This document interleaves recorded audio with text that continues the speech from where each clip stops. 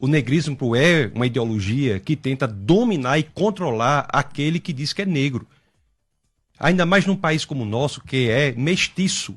Eu, quando era criança, eu aprendi assim, ó, nós somos um povo mestiço. Hoje em dia, o comunismo... Hoje em dia não se aprende mais assim. Hoje em dia, a mestiçagem é um horror para a perspectiva comunista, esquerdista. Porque a mestiçagem prova que nós não somos estruturalmente racistas. Quem era o presidente do Brasil em 1910? Quem era? Nilo Peçanha, um negro. Presidente da República Federativa do Brasil, um negro. Nilo Peçanha, no início do século passado, muito antes do que Obama. Quem é o patrono da literatura brasileira? Machado de Assis, um negro. Quem é Pelé? É o quê? Chamado como Rei Pelé. Basta olhar para as evidências, andando na rua, você vai ver as pessoas absolutamente misturadas. Se nós fizermos qualquer exame aqui de genético, nós vamos ver que temos uma mistura belíssima e essa perspectiva está sendo perdida, atacada de forma feroz pelo comunismo para dividir as pessoas. Não há racismo estrutural no Brasil, pode haver racistas, mas racismo, o Brasil deu uma solução pacífica à tensão racial pela mestiçagem. E é isso que nós devemos defender. Defender que temos a solução. A esquerda não. O comunismo quer promover o crescimento da tensão. E tem outra coisa também que tem que ser dita. No IBGE, que passou agora recentemente, quando você vai marcar lá, você marca o quê? Quem é mestiço, marca o quê? Por que o IBGE não tem mestiço? Tem pardo. E por que que o comunismo, a esquerda, quando quer considerar que você tem 50, 60, 70, 80% de negros no Brasil, você soma negros e pardos. E quando você quer considerar que só tem 8% de negros, você separa.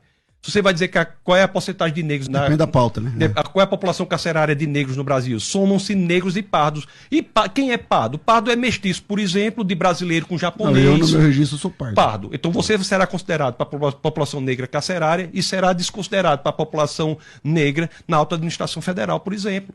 É claro. Vá para o Brasil profundo, vá para o Brasil real, vá lá no sertão do Nordeste, vê se tem essa pauta negrista, racista, feminista, indigenista. O Brasil real não tem isso, o Brasil verdadeiro não tem isso. Isso é neocolonização ideológica para dominar o povo. A mesma coisa a mulher. A mulher não é feminista. Quem gosta do feminismo é a feminista, não a mulher. Quem gosta do indigenismo é o indigenista, não o índio. Quem gosta do negrismo é o negrista, não o negro. Porque essas pessoas são escravizadas por esses movimentos ideológicos. E escravizadas é interessante por um método que é criado pela Escola de Frankfurt e pela filosofia do século XX, notadamente por Wittgenstein no Tractatus, na proposição 7, quando ele diz sobre o que não se pode falar, deve-se calar, wovon man nicht sprechen kann, darüber muss man schweigen, sobre o que não se pode falar, deve-se calar, pelo método da linguagem. É por isso que tem pessoas hoje que, como o próprio professor falou, disse, eu não tenho coragem de falar essa palavra. Como é que nós estamos abrindo mão da nossa autonomia linguística? Por que há palavras que você não pode dizer? Estão acabando a linguagem, porque da forma que nós falamos, nós pensamos. Da forma que nós pensamos, nós agimos. Então essas pessoas são colocadas nesses grupos ideológicos para terem sua linguagem controlada e, portanto, terem o seu pensamento controlado. Tem várias palavras que não se pode falar hoje. Você não sabe mais nem o que é mulher. O que é mulher? Ninguém sabe dizer. Quanto mais o que é normal, quanto mais o que é verdade, quanto mais o que é qualquer coisa, não se sabe dizer. O movimento LGBTista, por exemplo, tem em sua sigla a letra Q, que significa queer. Qual é o significado de queer? Ninguém sabe. É uma palavra cuja definição não é definível.